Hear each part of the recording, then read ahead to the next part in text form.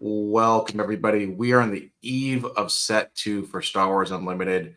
We thought we'd check in on the Star Wars Unlimited market. This is the WTF is going on, July edition. I'm joined once again by Jared, who's got the coolest paint set, man. I love the colors going on. Like, good pattern. I love it. It's a fun office. Mine is a little more Spartan looking, but we're going to go through the top legendaries, the top rares, go through some pricing, top showcases, and then we're going to speculate a little bit on set two. This is a really interesting time because price of cards can jump as metas are discovered, kind of. I think people are tinkering around at Carabas and Force Table and stuff, but until the cards actually are played in mass at pre-releases, people aren't really sure what's a good card. Or, I think the release of certain meta decks suddenly, like, hey, a guy wins a 1K tournament and everyone wants to buy Vigilance, right? Like, so it's a really interesting card. So we'll do a little speculation there on sort of our picks for set two. But let's get into set one. Starting off with Sealed. Sealed went kind of bonkers in April, and then it went even more bonkers kind of in going into May because people found out that there's not going to be more Sealed for the first set until November. What do you think about this, Jared? Would you buy Sealed product? Is it going to be around 200 a box? Is that kind of the going rate, which is what, 80 over MSRP? So that's like a 70% over MSRP. Yeah, I don't know that it'll ever get down to MSRP on the market again, like it was in the beginning. Actually, it was below it in the very beginning. Yeah, But I mean, I get my boxes for like 85 yeah, bucks each back me in the too. Me day. too. Back in the before times. Yeah, Yeah, back in the day, right? yeah. Um, Honestly, when the restock hits and all the seal product floods the market, I do expect a downtick. They might get as cheap as $150, $160 maybe. If it goes beyond that, it'll surprise the hell out of me. So that's my Yeah, I prediction. mean, I think the reprint, it's going to be a ton of cards, but I think this is a base set. There's a lot of staple cards. Like we were talking before the show about all four of those sort of legendary tech cards: aggression, cunning, vigilance, and one I'm forgetting, the Command. green command. Mhm. Those are just going to be staples, right? And like Vader's going to be a staple. Boba Fett's going to be a staple. There's some cards that might not be. And I think an interesting example of legendary tanking is the Mace Windu that was released at the top 8 price. And suddenly there's just so many Mace Windus floating around. Yeah. And that's actually a good cautionary tale of you never know what they're going to make as prize support or what they're going to do as weekly promos or whatever. And it can absolutely don't speculate on this stuff, guys. Play for fun. Don't play for trying to make a buck, because I'm sure there's people that bought Mace Windows for 25 bucks and now they're like an $8 card because they're everywhere, right? Mhm. So sealed product, I wouldn't buy it right now. I also don't know if I'd sell it. It's kind of like a hold, if you will, but it seems kind of expensive to me. Yeah, and it depends on what type of person you are. If you're trying to hold product to make money, best of luck to you. If you do, great. If you don't, I've it's said this yeah, before. There's just easier ways to make money than selling cards yeah. online. There's Oh just yeah. just easier ways to do it. All right, moving on to the top 6 legendaries. So we have Vader, Boba, Luke, Vigilance, the Falcon, and Avenger. There's a really interesting trend with all of these where I think they're all kind of on their way down, except Vigilance is kind of holding steady. I don't really know what happened to Falcon, why it had this like drop in the last 2 weeks. It was kind of creeping up and it had kind of a precipitous drop. We'll kind of walk through this. So Vader's around like 60 to 65. Hmm. Boba's right at that 50 mark. Luke is sort of 35 to 40. Vigilance, which I'm so happy. I bought a bunch of Vigilances for like 12 bucks a piece. Like that. Like, so I have, Yeah, they were cheap for a little bit. yeah. And Um, I think there was the Vader blue deck that came out and everything spiked. So Vigilance is yeah. about 40 bucks. And then the Falcon, 30, 25 to 30. And then Avenger is about 25 to 30 as well. So Mhm. I think all this stuff, like I feel bad for people that bought into this in May. I don't really know why they dropped so much. I think it was just frankly boredom as well. People kind of like the meta got old and they just stopped. Also I think the scarcity of sealed product has a big impact where people can't buy it. So for many people, the pipeline to a CCG is opening boxes, right? And if they can't open boxes, it's like, all right, well, I'm not going to get into this, right? Because that's how I think about I want to get into boxes or how I Right. get into the card game. So, of these, I think these are all pretty good long-term cards. I don't know. Of these six, Jared, do you have one where you're like, this is might suffer in the new meta, or what's going to suffer and what's going to thrive with set two out? Do you think? Um, honestly, I think Vigilance will still be a great card. I don't think it'll suffer very much at all. It just has too much utility, even if you pay 6 resources for it. I think like Avenger might see a little bit less relevance because there's so many more options now and Yeah, different types of depths that we're going to be able to build.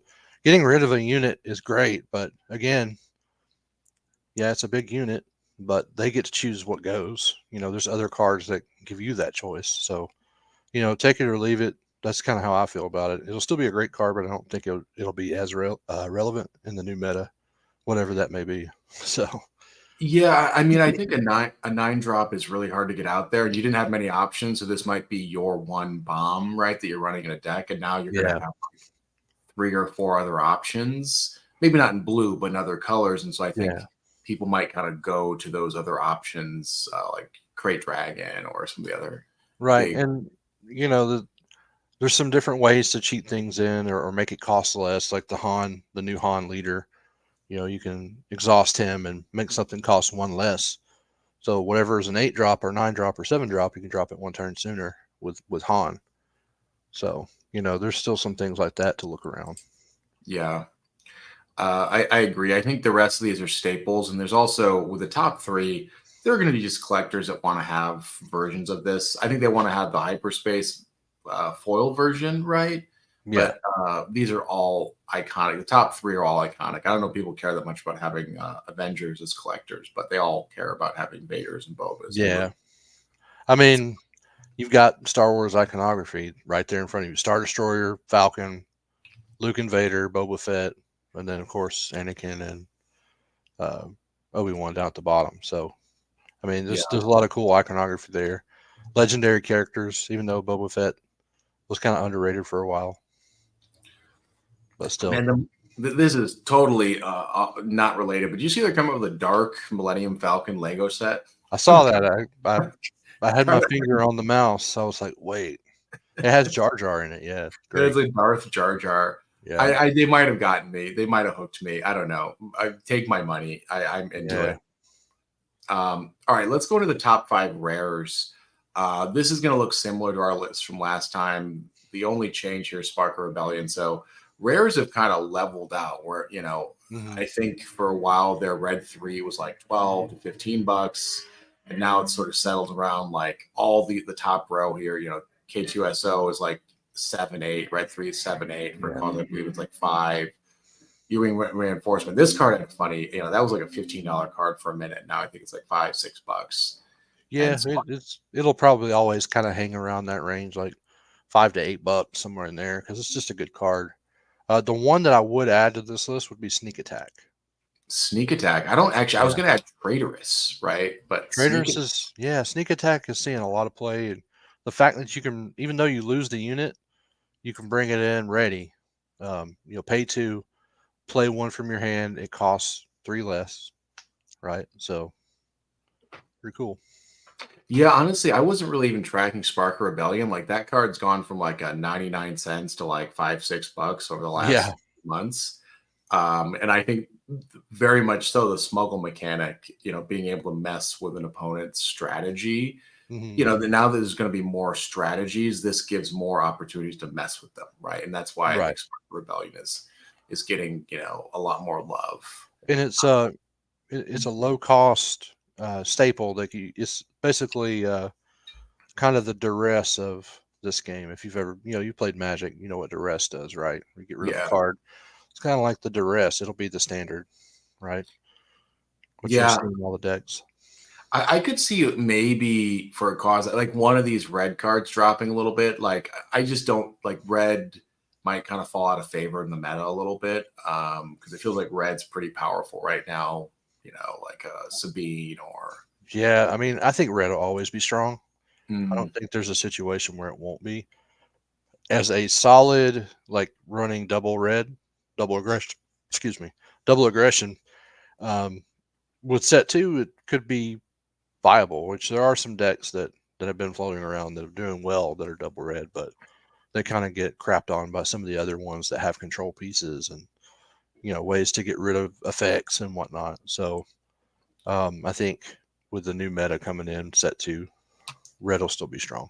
I think people also just really like aggro decks as Yeah. a concept, right? It's much more fun, I think, to play aggro than control. At least for me, in my experience, like people that can play control are kind of like annoying, right? It's like, oh, okay, like that's like how everybody feels. So like, okay, you're canceling my thing. Okay, that's Yeah. like ramp is fun, aggro is fun, mid range is okay, control is, in my opinion, less fun to Yeah. play. I sit in the middle. I like mid range myself because it's a little bit of both. So that's just me. Yeah, something satisfying about getting units out and like attacking rather than trying to Right. counter your opponent's strategy. So the control is more versatile. All right, let's go to the showcases real quick. I'll note I own 0 showcases. If I pulled one, I would own one, but like these don't really do. I think they're cool, but I have so many cool collectibles. I know, cool flex.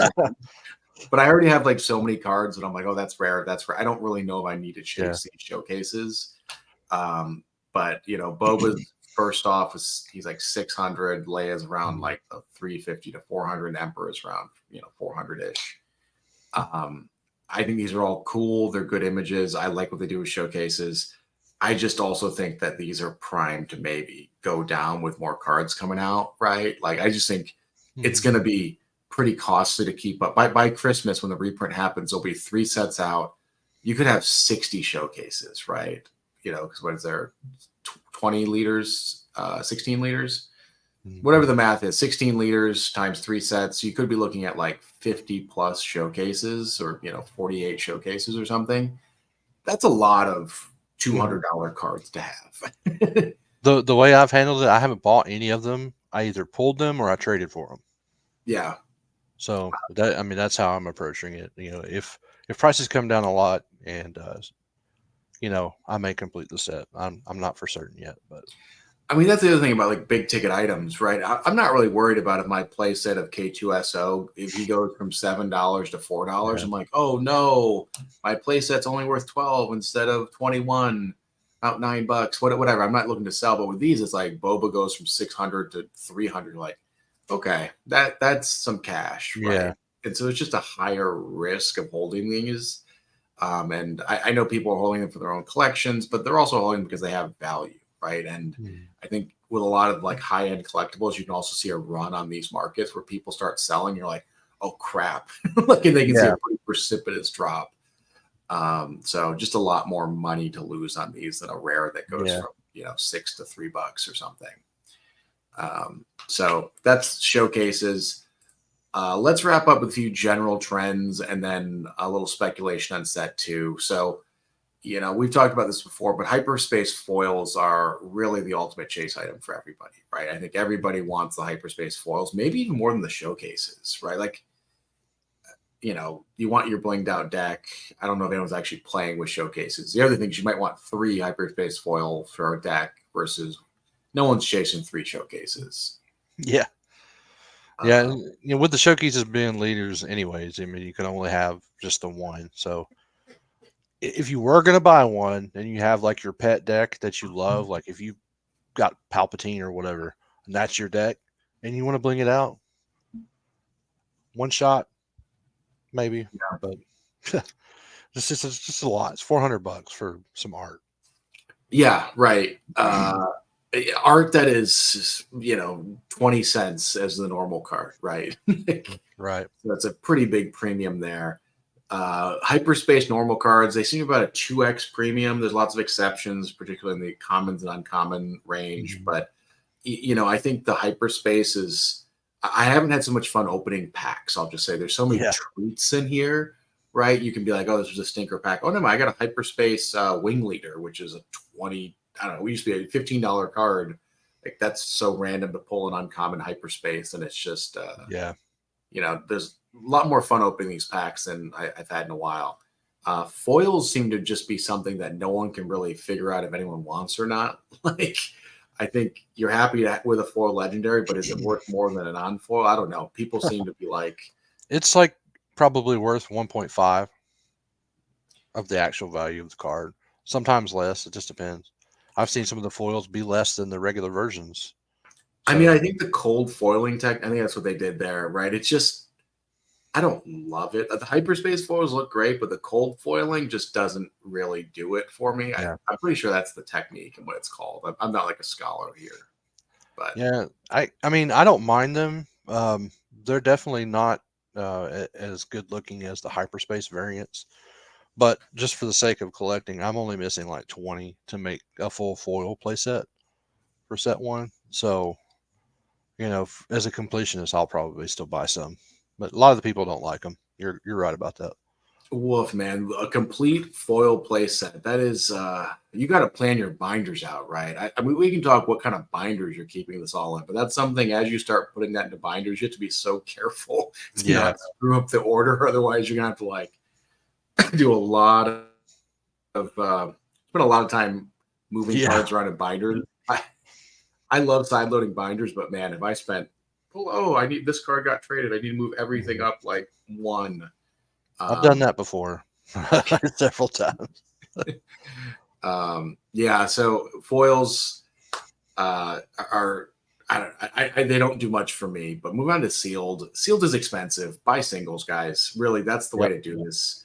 Don't buy. I know you think you can pull more value, but at $200 a box, your ROI on there is going to be closer to like 80 and $90. Your expected value of the box probably less.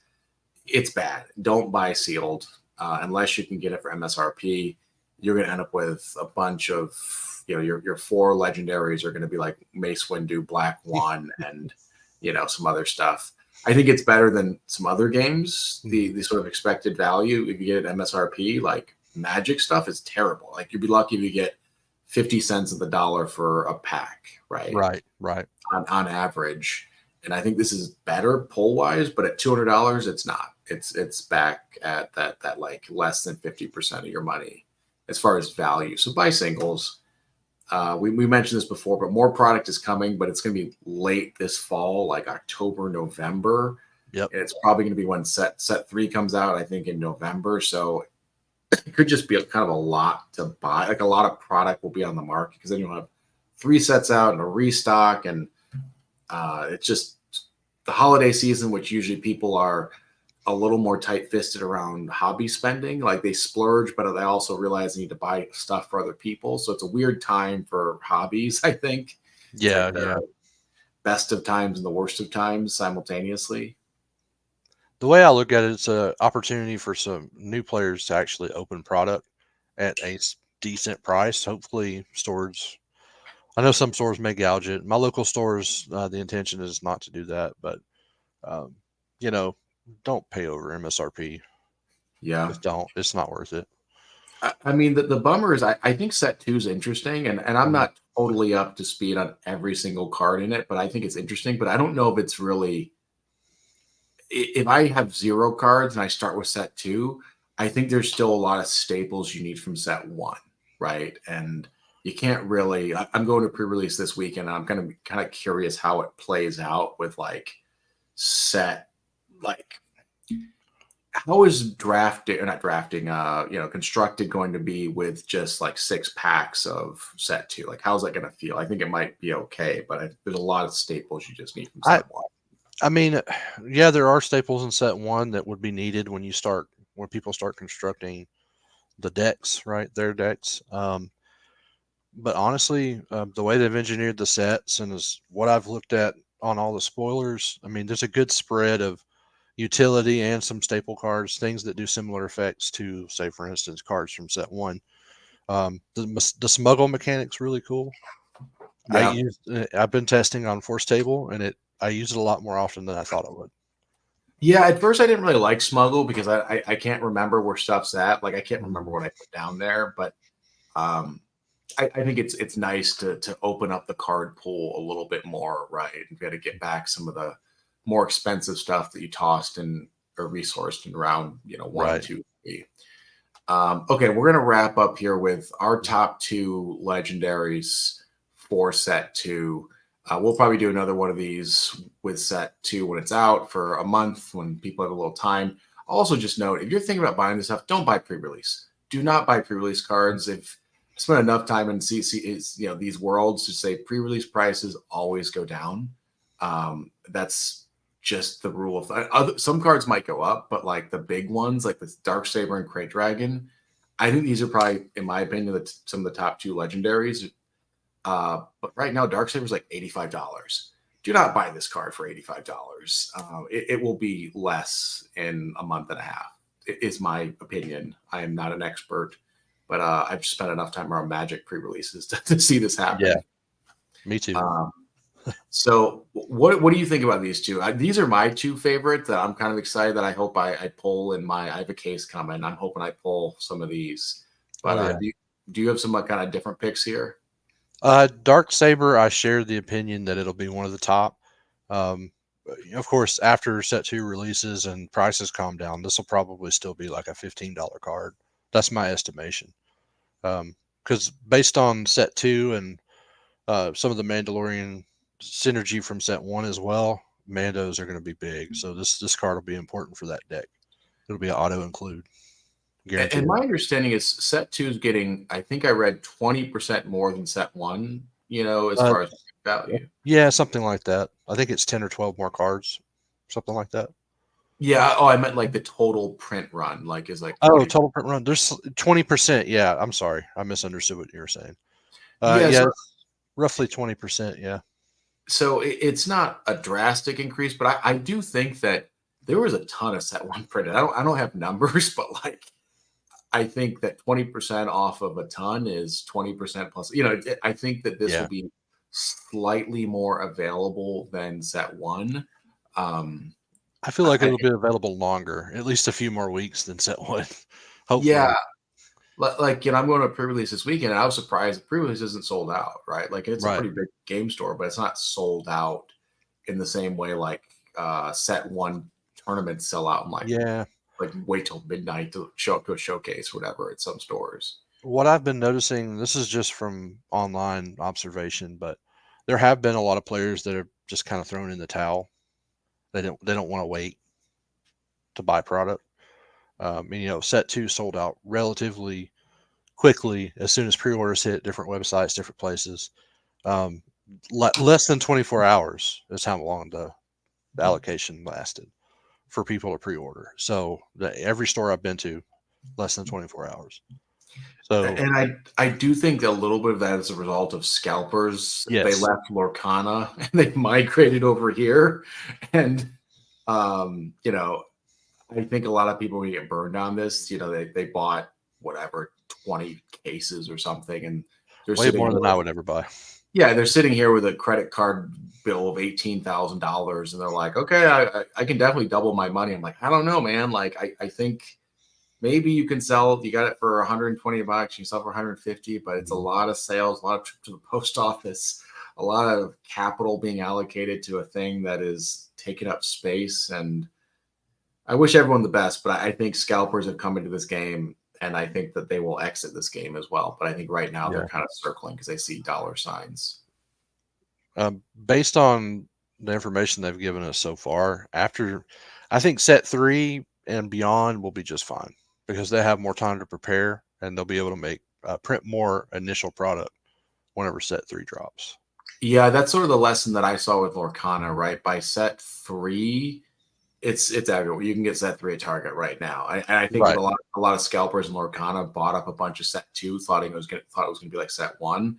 Mm-hmm. And right now set 2 is below MSRP on TCG Player. So I think that this game will also go that way eventually. Mm-hmm. It's just right now there's a scarcity. So I wouldn't advise anyone to buy or sell right now, but I think there's going to be a lot of movement in the market, and don't overextend yourself, guys. Don't spend thousands of dollars expecting this to be, the next NVIDIA or something. At the end of the day, these are just pieces of cardboard, and I love cardboard. I'm a big cardboard fiend over here, but don't overextend yourself. That's my one big piece of advice: is don't expect more value from a pack than what you paid.